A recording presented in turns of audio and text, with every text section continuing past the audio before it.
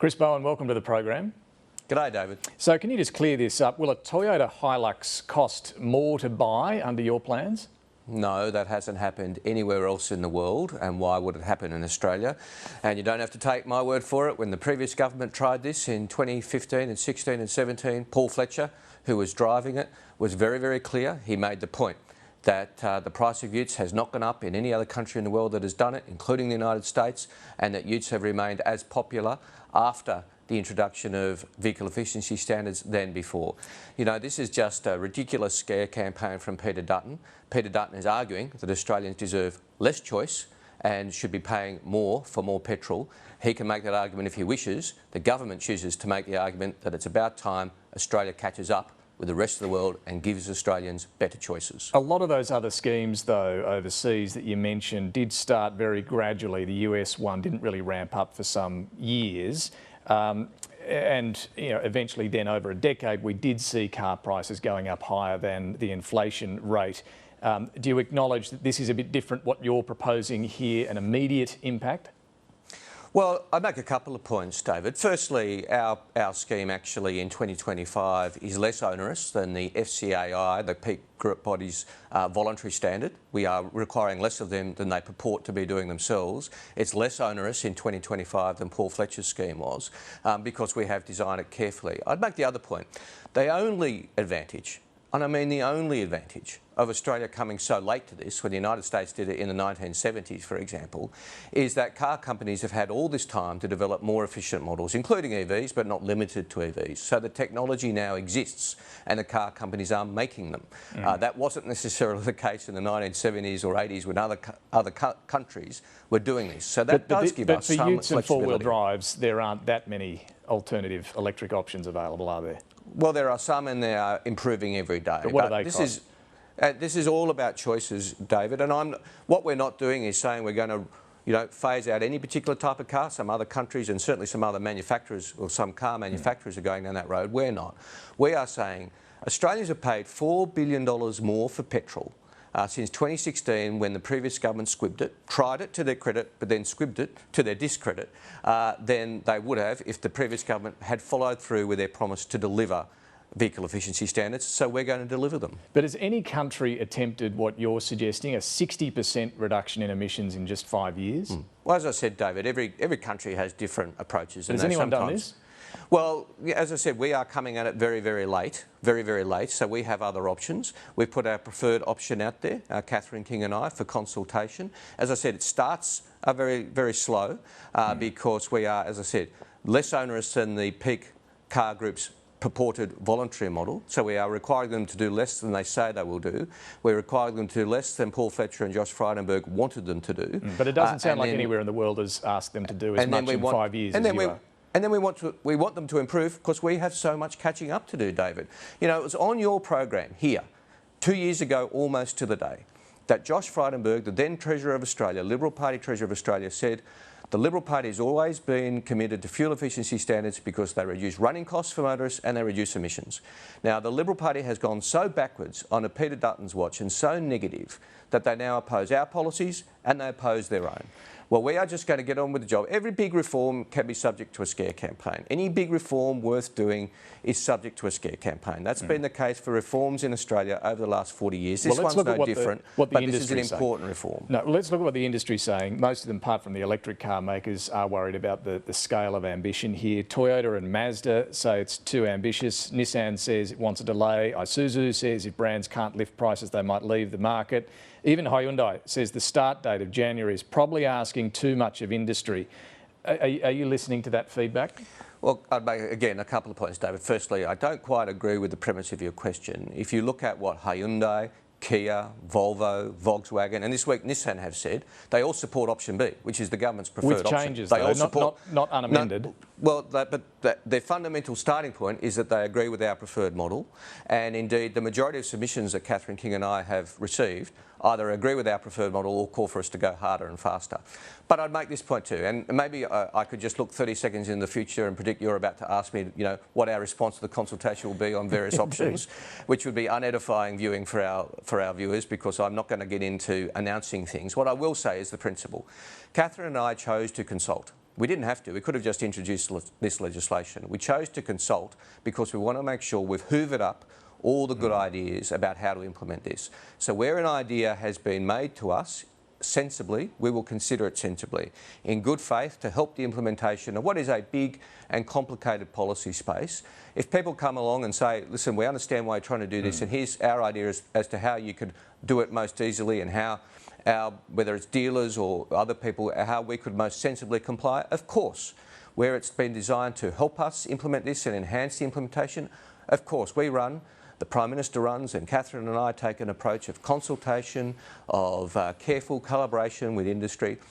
We are not going to be sort of bullied out of proceeding with a policy which is in the best interest of the Australian people, and nor would the Australian people want us to. And again, if Peter Dutton wants to go to the next election saying Australians should continue to pay more for petrol, like they have $4 billion more since the government he was a member of squibbed it in 2017, that's a matter for him. Okay, well, just to pick up on what you've just said there, you are willing to make sensible and good faith changes. Have you heard sensible and good faith suggestions through this process?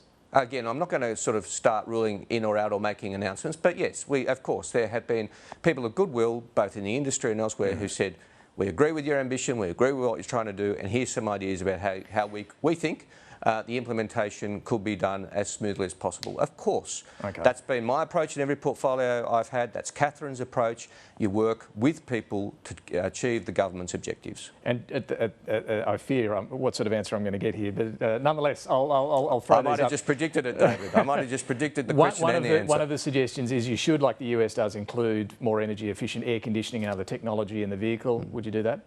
Well, there's various views out there about credits. Super credits, they're called, in various forms. Again, I'm not going to get into that in any detail. Catherine and I are working through the submissions. We'll have more to say. We will take a sensible approach, but we will be continuing. I'll try one more though. The big four-wheel drives, like the Ford Everest and the Land Cruisers and so on, that are classed along with the small runabouts, would you put those with the utes that are in the light commercial vehicle class rather than the passenger vehicle class?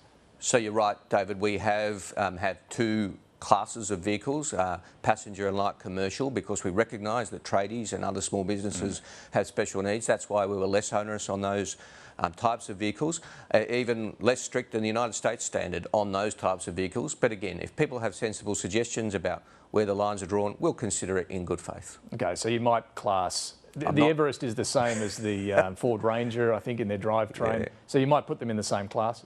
Let's not go down the road of you asking me lots of questions, which I give you the same answer to every time. Just the big picture, though. Are you willing to budge on the overall ambition here, which is a 60% reduction in emissions in 5 years?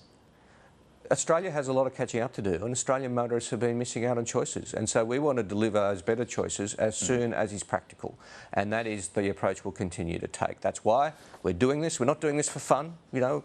We're not going out looking for a fight. We are looking for ways to improve the best interests of Australian motorists. But do you have to hit that emissions reduction, which is I think 100 million tonnes by 2035?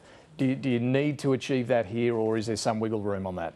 Well, the fuel efficiency standards play not much of a role in our 2030 targets because Australian cars stay on the road for so long, and because we're not starting until 2025, it's only about 6 million tonnes between now and 2030. Of course, it makes 100 million tonnes contribution by 2035, but we are doing this for better choices, for lower running costs and for fewer emissions and better health, because a better atmosphere, fewer particulates in the air is better for Australians' health. This is win-win-win. Let's turn to nuclear energy. You might have just heard the opposition says experts are telling them you could have a nuclear power plant up and running within 10 years in Australia. Is that right? Tell him he's dreaming. I mean, I don't know what experts he's talking to. I mean, I just heard you talking about Europe's experience. I could point to the United States' experience. The United States, with a very developed regulatory regime, with a very developed nuclear industry, the nuclear leader of the world. The average build time of a nuclear power plant in the United States has been 19 years. Ted O'Brien thinks you can do it in Australia from 10 with a standing start, with no regulations, with it banned not only nationally but in the 3 most popular states. I mean, throw in the Opera House and the Harbour Bridge and you might sell him something. The ban that we have on nuclear energy, if the idea of nuclear energy is so prohibitively expensive, takes too long, why do we need the ban at all? Well, David, I hear this argument about, oh, just lift the ban and let the market sort it out. Well, the market hasn't sorted it out in any other country in the world. Every country in the world with nuclear has required massive transfers of taxpayer wealth to the nuclear constructors. Now, if we were to go down that road in Australia, we'd really be sending the signal that we're prepared to do that we are prepared to use taxpayers' money to subsidise the development of the nuclear industry, and we're not. Just in fairness, though, Minister, you do. I mean, the government's building Snowy 2.0. You have the scheme, the capacity investment scheme that subsidises renewables. We don't know how much that's costing. Well, very different approaches. I mean, you look at now the opposition has scrapped their small modular reactor policy after we've been telling them for 2 years there is no such thing as a small modular reactor. They've scrapped it and gone for large. The poster child of large nuclear reactors is Hinkley C in the United Kingdom, which is very, very late and has come in at $86 billion for a 3 gigawatt, just over 3 gigawatt nuclear power plant. Now, coal in Australia is about 22 gigawatts. Do the maths. I mean, this is eye-watering amounts of government taxpayer subsidy that would be required to make this stack up. Maybe Peter Dutton's prepared to do that. We're not. So, but if you lifted the ban now, surely you could go to the election sometime early next year and say, look, no one's interested. We lifted the ban 12 months on, not a jot of interest. Wouldn't that strengthen your argument?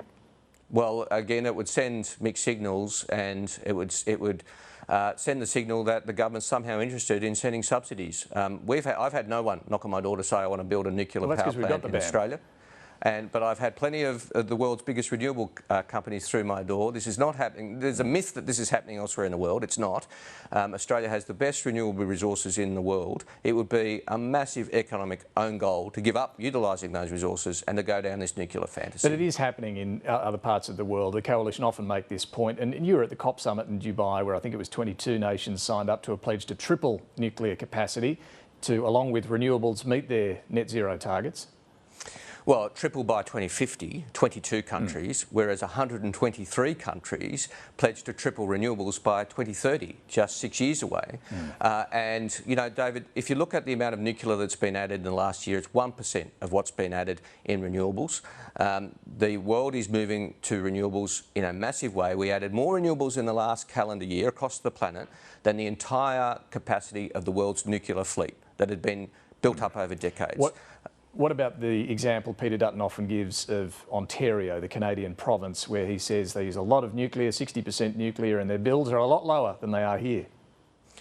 It's a cool story, isn't it? It's just not true is the only problem with it. I mean, two things about Ontario. One, what Mr Dutton doesn't tell you is the Ontario state government subsidises energy bills in Ontario by $6 billion Canadian a year. If he's planning to do that, he better tell us sometime soon. Secondly, look at Quebec, the province next door to Ontario, which is 98% renewable.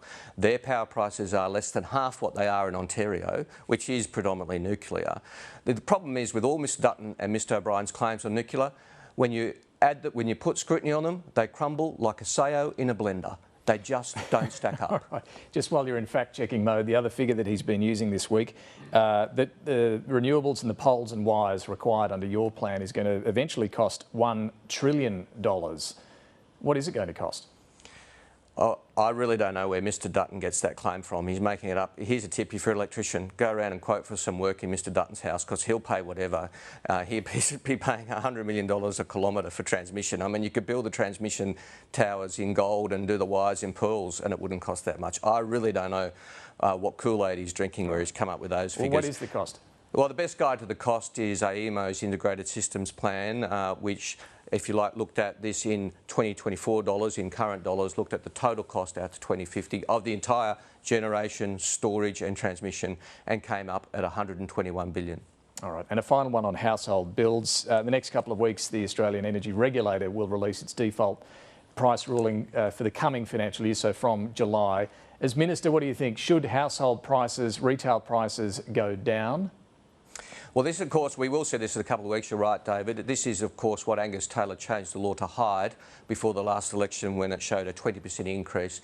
I'm not going to get out in front of the Australian Energy Regulator, who's independent, but me and the state ministers have provided our feedback to the regulator in the normal course of events as to what should be prioritised. You would expect us to have prioritised consumers, and we have, me and the state colleagues. I think you will see, again, I'm not going to preempt, but I think you'll see a few things playing out. You'll see the impact of our coal and gas caps, you'll see the impact of cheaper renewables, and you'll see some of the pressure coming off from international markets. We'll all get to talk about it in a couple of weeks. I'm not going to preempt the work of Claire Savage, the very fine Australian energy regulator. It sounds a bit like, Minister, you're expecting prices to come down, as you promised at the election they would. Well, I'm not here announcing the default market offer. It will be released in a normal, public and transparent manner. I won't be changing the law to hide it like Angus Taylor did. It'll be out there for all to see in a couple of weeks, and perhaps we can have a chat about it then. But there are certainly indications that what we are doing is providing what we want it to, which is, of course, more relief to consumers. All right, Chris Bowen, thanks so much for joining us. Pleasure, David.